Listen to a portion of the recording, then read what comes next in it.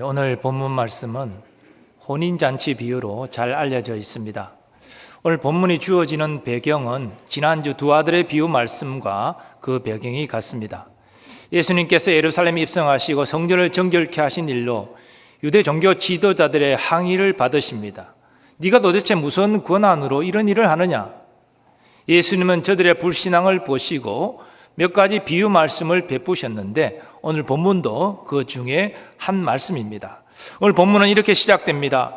천국은 마치 자기 아들을 위하여 혼인잔치를 베푼 어떤 임금과 같으니. 근데 공동번역 성경을 보면 이것과는 좀 다른 번역이 제공이 됩니다. 하늘나라는 어느 임금이 자기 아들의 혼인잔치를 베푼 것에 비길 수 있다. 자, 이 차이점을 아시겠습니까? 앞의 말씀은 자기 아들을 위하여 혼인잔치를 베푼 임금에 초점이 맞추어져 있고, 뒤 공동번역은 임금이 자기 아들을 위하여 혼인잔치를 베푼 것에 그 초점이 맞추어져 있습니다. 성경을 원어적으로 볼 때는 후자의 이해가 더 적절한 이해입니다. 그래서 오늘 본문은 혼인잔치 비유로 불리게 되는 것입니다. 혼인잔치 비유에 나오는 아들은 아마도 왕위 계승권을 가진 왕세자일 것입니다. 왕세자가 결혼을 하는 것은 왕가의 큰 기쁨이자 나라의 경사입니다. 그래서 임금은 자기 아들을 위해서 최선을 다해서 혼인잔치를 준비합니다. 그리고 준비가 다 되어서 종들을 보내서 초청 대상자들을 한 사람 한 사람 초청하기 시작합니다. 아마도 그날의 유력 인사들이겠지요. 그런데 웬걸요? 한 사람도 왕세자의 혼인잔치에 참여하기를 싫어해서 참여하지 않았습니다. 임금이 불같이 화를 낼 법도 한 상황입니다. 근데 임금은 자기 아들의 혼인잔치를 망치기를 원치 않았기 때문에 또 다른 종들을 보내서 그들을 다시 초청하고 있습니다. 그런데 오늘 본문 보니까 저들 중에 어떤 이들은 밭에 일하러 가고 자기 사업하러 가고 응하지 않았습니다. 왕세자의 혼인보다 자기 일이 더 급하다는 것입니다. 그리고 또 다른 사람들은 임금이 보낸 종들을 모욕하고 죽였습니다. 도대체 임금에 무슨 원한이 있길래 그런 나라의 경사스러운 일에 이렇게까지 할 수 있는 것입니까? 드디어 임금은 대노합니다. 군대를 보내서 그 살인한 자들을 다 죽이고 그 마을을 불살라 버립니다. 그리고 종들에게 다시 말합니다. 내 거리 길러 가서 만나는 사람을 다 데리고 오라. 그래서 종들은 순종해서 밖에 나아가 만나는 사람들을 악한 자나 선한 자나 다 혼인잔치로 데리고 왔습니다. 그래서 혼인잔치에는 손님이 가득했습니다. 한편 이 소식을 들은 임금이 이제 나와봅니다. 얼마나 많은 손님들이 왔나. 근데 그 사람들 중에 예복을 갖춰 입지 않은 사람이 있었습니다. 그에게 왜 예복을 갖춰 입지 않고 이 자리에 있느냐 물으니까 아무 대답도 못합니다. 그래서 임금은 사람들에게 그의 손발을 묶어서 바깥 어두운 데로 내던지라 명을 합니다. 이게 오늘 본문의 개략적인 내용인데요. 이 혼인잔치 비유에서 임금은 바로 하나님을 의미합니다. 그 혼인잔치에 결혼할 아들은 우리 주 예수님을 물론 의미하지요. 혼인잔치에 초청되어 참석한 사람, 특별히 예복을 입고 참석한 사람은 예수 그리스도의 의의 옷을 입고 구원받은 하나님의 자녀입니다. 그 예복은 말씀드린 대로 믿음으로 말미암아 그리스도의 증거받은 그런 의의 옷이 되겠지요.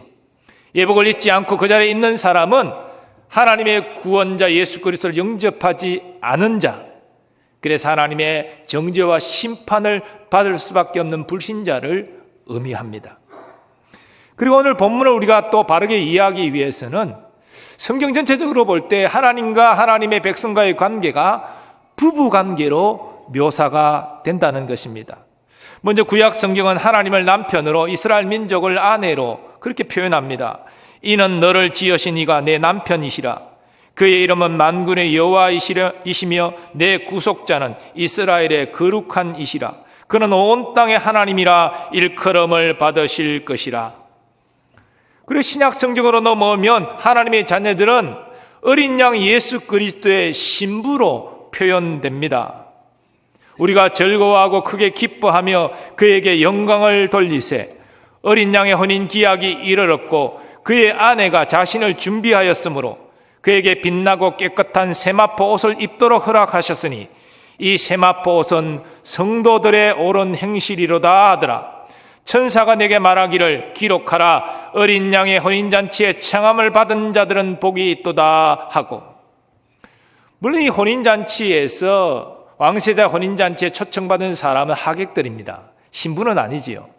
하지만 오늘 이 본문의 말씀을 통해서 진짜 어린 양의 혼인잔치에 초대된 신부로서 우리의 모습까지 그 의미를 확대해서 이해할 필요가 있습니다. 자, 이런 이해를 전제하고 이 본문의 혼인잔치 비유를 해석을 해보면 먼저 임금이 최초로 종들을 보내서 정해진 초청 대상자들을 혼인잔치로 초청하는 것은 바로 하나님께서 구약의 선지자들을 이스라엘 백성에게 보내사 우상 숭배에서 회개하고 하나님께로 돌아오도록 청하는 것으로 이해할 수 있습니다. 그런데 오늘 본문 말씀은 천국 비유 말씀으로 주어지는데요.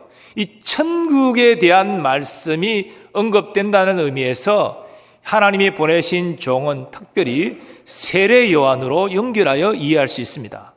세례 요한은 구약의 마지막 선지자로서 그의 메시지는 예수 그리스도와 연결되어 있었습니다. 그래서 그는 이렇게 외쳤습니다. 회개하라. 천국이 가까이 왔느니라. 그리고 세례 요한은 예수님의 길을 예비하면서 모든 하나님의 백성의 신랑 되신 예수님을 이렇게 증거하였습니다. 신부를 취하는 자는 신랑이나 서서 신랑의 음성을 듣는 친구가 그게 기뻐하나니 나는 이러한 기쁨으로 충만하였노라. 자, 이런 의미에서 임금이 처음 종들을 보내서 혼인잔치에 초청한 사람들은 유대인들입니다. 그런데 그들은 그 초청에 응하지 않았습니다. 특별히 유대 종교 지도자들은 세례 요한이 회개를 요청할 때 나는 율법을 철저히 지키는 의인인데 내게는 회개가 합당하지 않다. 회개는 저 세리들이나 창녀들이나 저 죄인들이 해야 된다라고 생각했습니다. 그래서 저들은 세례 요한의 메시지 앞에서 순응하지 않았지요. 끝까지 자신의 의를 주장했습니다. 저들은 하나님의 말씀을 맡은 영적 지도자였지만 그 하나님의 말씀에 귀 기울이지 않았고 말씀 앞에 믿음으로 반응하지도 않았던 것입니다. 이런 완악한 마음은 저들을 따르는 다수의 유대인도 마찬가지였습니다. 그런데 4절 말씀 보니까 임금이 초청을 거절한 저들에게 분노하는 대신 또 잘 잔치를 갖추고 다시 다른 종들을 보내서 초청합니다. 이 다른 종들은 이제 신약 시대로 넘어와서 하나님의 구원의 소식을 전하는 하나님의 독생자 예수님과 예수님의 제자들을 의미합니다. 예수님은 이 땅에서 구원의 복음을 이렇게 증거하셨습니다. 때가 찼고 하나님의 나라가 가까이 왔으니 회개하고 복음을 믿으라. 역시 하나님의 나라 천국을 말씀하고 계십니다. 이것은 예수님의 제자들도 마찬가지입니다. 그들은 예수님 승천 이후 오순절 성령 세례를 받고 담대히 이 천국 복음을 증거하기 시작했습니다. 근데 오늘 본문을 보니까 이렇게 다른 종들을 보내서 임금이 초청하고 있지만 어떤 사람들은 일터로 사업하러 나가버립니다. 이 사람들은 구원에 관심이 없는 사람들입니다. 그저 이 땅에서 잘 먹고 잘 사는 일에 모든 관심이 있는 사람들이라 말할 수 있습니다. 그리고 그 남은 자들은 임금이 보낸 종들을 잡아 모욕 주고 죽여버렸습니다. 이들이 어떤 자입니까? 바로 유대 종교 지도자들과 그를 따르는 유대인들이 천국 복음을 전하는 예수님을 미워하여 빌라도의 손을 빌어 십자가에 못 박아 죽인 사실을 말하는 것입니다. 더 나아가 헤롯 안티파스가 야고보 사도를 죽인 것과 그 제자들을 박해한 모든 것들을 이루는 내용인 것입니다. 저들은 메시아를 기다렸지만 자기 땅에 오신 하나님의 독생자를 알아보지 못했습니다. 미워하여 죽였습니다. 그리고 그의 제자들도 박해하고 죽였습니다. 그래서 임금이 어떻게 합니까? 이 두 번씩 초청을 거절하는 저들, 그리고 임금이 보낸 종들을 모욕하고 죽인 저들을 군대를 보내서 다 죽이고 그 마을을 불살하지 않습니까? 성경학자들은 이 말씀이 주 70년 로마의 디도 장군이 반란을 일으킨 예루살렘을 점령하고 수많은 유대인을 학살한 것에서 성취되었다라고 이해합니다. 하나님께서는 이 땅에 보내신 구원자 예수 그리스도를 영접하지 아니하여 대적하여 죽이고 그의 제자들까지 박해하고 죽인 이 유대 종교 지도자들과 그를 따른 유대인을 이렇게 엄정히 심판하신 것입니다.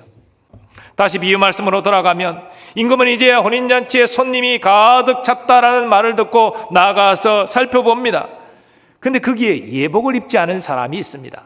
그래서 묻습니다. 친구여, 어찌하여 예복을 입지 않고 여기 들어왔느냐? 유대인의 혼인잔치에는 일반 가정도 그 하객으로 오는 사람들에게 그 가정에서 준비한 예복을 입게 한다고 합니다. 왕궁에서 왕세자의 혼인 예식에 어찌 예복을 준비하지 않았겠습니까? 그러므로 온 참석한 사람은 왕궁의 규례에 따라서 예복을 다 입고 왕세자의 혼인잔치에 참석해야 됩니다. 그런데 어떤 사람은 그걸 무시했습니다. 이런 거 필요 없어. 그리고 예복을 입지 않고 그 자리에 있는 것입니다. 그래서 임금이 산에게 명합니다. 그 손발을 묶어 바깥 어두운 데 내 던지라. 거기서 슬피 울며 이를 갈게 되리라. 이 예복은 어떻게 이해할 수 있습니까? 예수님을 믿는 자가 선물로 받게 되는 의의 옷을 의미하는 것입니다. 이사야 선지자는 혼인잔치의 예복과 관련해서 이런 예언의 말씀을 남겼습니다. 내가 여호와로 말미암아 크게 기뻐하며 내 영혼이 나의 하나님으로 말미암아 즐거워하리니 이는 그가 구원의 옷을 내게 입히시며 구원의 겉옷을 내게 더하심이 신랑이 사모를 쓰며 신부가 자기 보석으로 단장함 같게 하셨음이라. 바로 구원받은 백성이 신부로서 옷을 갖춰 입고 서게 된다라는 것을 지금 예언한 것입니다. 더 구체적으로 신약의 요한계시록에는 이런 말씀이 있습니다. 그에게 빛나고 깨끗한 세마포옷을 입도록 허락하셨으니 이 세마포옷은 성도들의 옳은 행실이로다 하더라. 아멘. 천국의 어린 양의 혼인잔치에 이와 같이 빛나고 깨끗한 세마포옷을 입고 참석하게 된다는 것이지요. 이 땅에서 예수 그리스도를 믿어 의의 옷을 입지 않고서는 어린 양의 혼인잔치에 신부로 설 수 없습니다. 우리가 아무리 이 땅에서 선한 일을 많이 해도요, 또 교회에서 아무리 예배를 많이 드리고 봉사를 많이 해도 정말 믿음으로 말미암는 의의 옷을 내가 입지 않았다면 우리는 어린 양의 혼인잔치에 참석할 수 없습니다. 그래서 우리 주님의 결론은 이렇습니다. 청함을 받은 자는 많되 택함을 입은 자는 적으니라. 혼인잔치에 청함을 받아 사람들이 많이 왔지만 마지막 주인이 합당하다라고 택하지 아니하면, 즉 예복을 입지 아니하고 그 자리에 자기 임의로 서 있으면 내쫓긴다는 것입니다. 택함을 받지 못한다는 것입니다. 오늘 본문의 말씀을 통해서도 이것이 진리임을 확인하게 됩니다. 그리고 성경 전체를 통해서도 하나님의 택하심으로 어린 양의 혼인잔치에 참석하게 되는 것이지 내가 가고 싶다고 무조건 갈 수 있는 것이 아니라는 것이지요. 이런 의미에서 우리는 오늘 본문의 어린 양의 혼인잔치를 이해하면서 몇 가지 사실을 정리할 수 있습니다. 먼저 하나님은 모든 사람이 구원에 이르기를 원하십니다. 오늘 본문의 임금이 자신의 아들을 위하여 혼인잔치를 베풀었는데 이건 하루짜리 일회성 잔치가 아닙니다. 오늘 본문을 원어적으로 볼 때도 혼인잔치들로 복수형으로 되어 있습니다. 유대인의 혼인잔치는 최소 7일, 유력한 집안일수록 더 길게 마을잔치로 진행이 된다고 합니다. 근데 오늘 본문의 혼인잔치가 진짜 의미하는 바가 뭡니까? 천국에서 예수님과 이루어지는 어린 양의 혼인잔치를 의미하는 것입니다. 이 천국의 어린 양의 혼인잔치는 매일매일 지속적으로 벌어집니다. 하나님께서는 그 혼인잔치를 배설하여 준비하시고 매일매일 주의 종들을 보내사 사람들을 그 혼인잔치로 초청하고 계신 것입니다.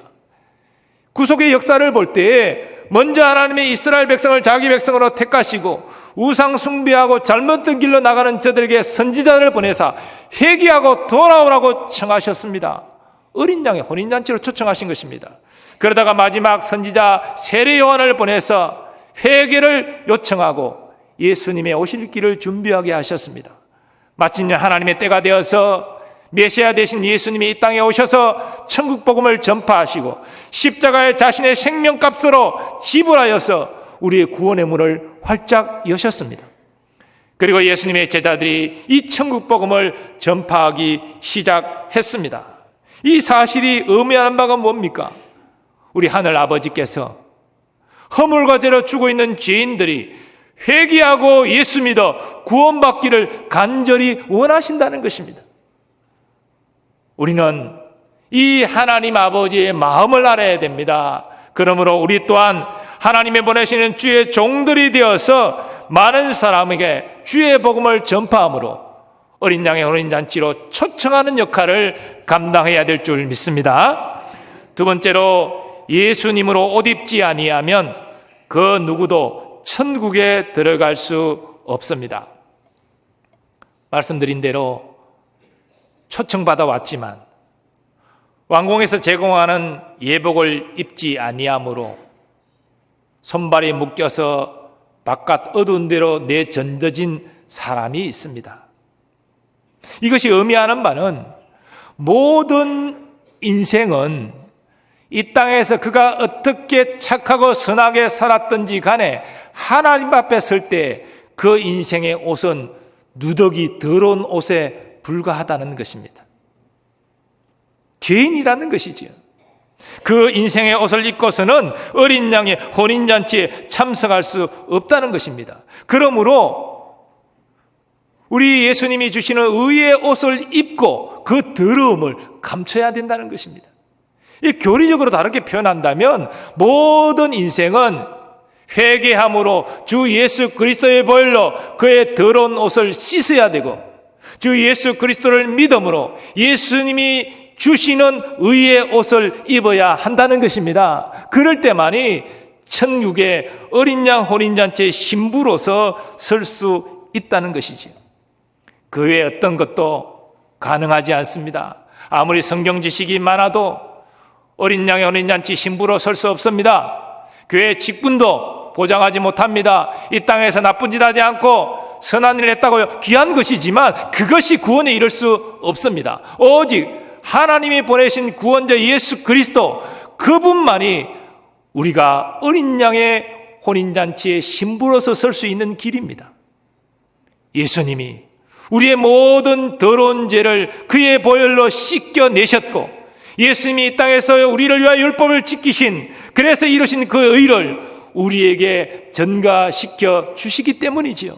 그래서 우리는 예수님의 보혈로 깨끗하게 씻고 그 의의 옷을 입음으로 어린 양의 혼인잔치의 신부로서 설 수 있는 것입니다. 사랑하는 여러분, 그렇기 때문에 우리는 주님 앞에 설 때에 부끄럼 당하지 아니하도록 지금 우리의 신앙의 모습을 살펴야 됩니다. 우리에게는 이 회개와 믿음의 분명한 증거가 있습니까?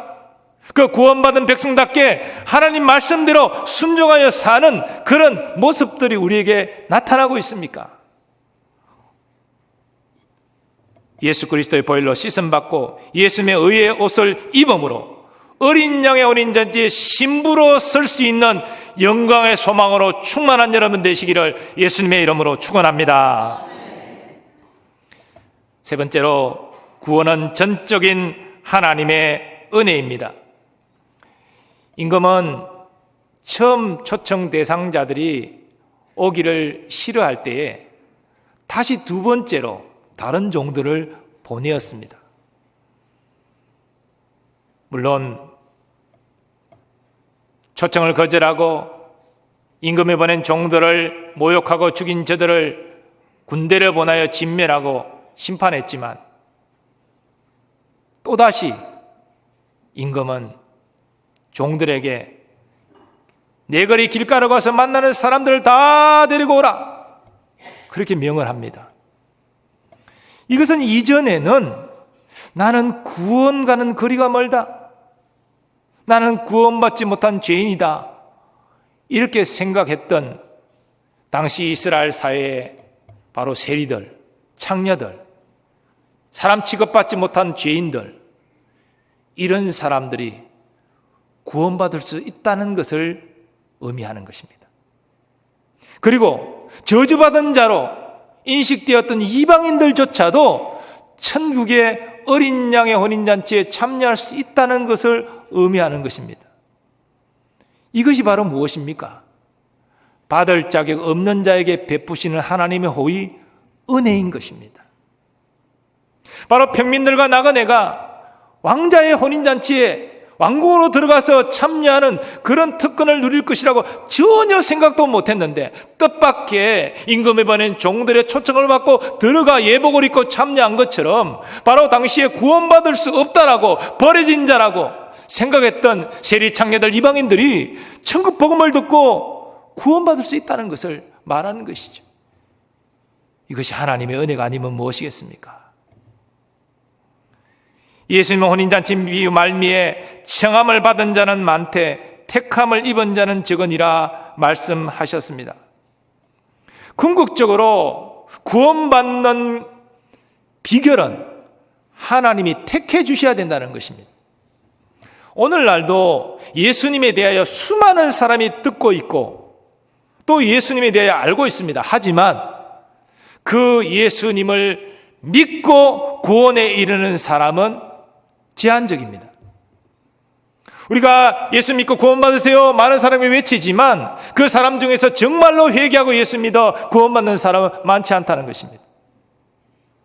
그런데 여러분, 오늘 우리가 이 예배의 자리에 하나님께 예배하고 있는 것, 주의 말씀을 경청하고 있는 것, 나도 하늘 소망이 있고 천국의 어린 양의 혼인잔치에 신부로서 설 날이 있다는 것을 지금 믿음으로 바라보는 사람은 이미 하나님의 은혜로 택함받아 구원받은 사람인 줄 믿습니다. 우리가 구원받는 이 은혜를 누리는 것, 우리가 잘나서가 아니라는 것이죠. 하나님이 우리에게 베푸신 주권적인 은혜 때문에 우리가 그렇게 예배하고 천국을 소망하며 나아갈 수 있는 것입니다. 그뿐입니까? 우리 육신이 점점 쇠하여 질지라도 우리 심령 속에 이 천국의 그 영광스러운 혼인잔치에 내가 거룩한 옷을 입고 신부로서 서게 될 소망을 주셔서 그 사람은 점점 낡아지지만 속 사람은 강건케 하시는 은혜를 또한 주시지 않습니까? 다른 사람은 죽음의 공포 가운데 두려워 떨 때 이제 나는 천국에서 하나님을 배웠고 예수님을 만나고 그 영광 가운데 나는 서게 될 것이다. 그 기쁨과 기대함으로 가득 찰 수 있는 것, 그 하나님의 은혜 아니고 가능한 것입니까? 그렇습니다. 우리는 은혜로 구원받았고 은혜로 또한 살고 있습니다. 일생 주의 은혜에 감사하시고 은혜 받은 자답게 이제는 말씀 위에 굳게 서서 하나님께 영광 돌리며 천국 어린 양의 혼인잔치에 거룩한 신부로서 그날에 대한 소망 가운데 사시는 여러분 되시기를 예수님의 이름으로 축원합니다.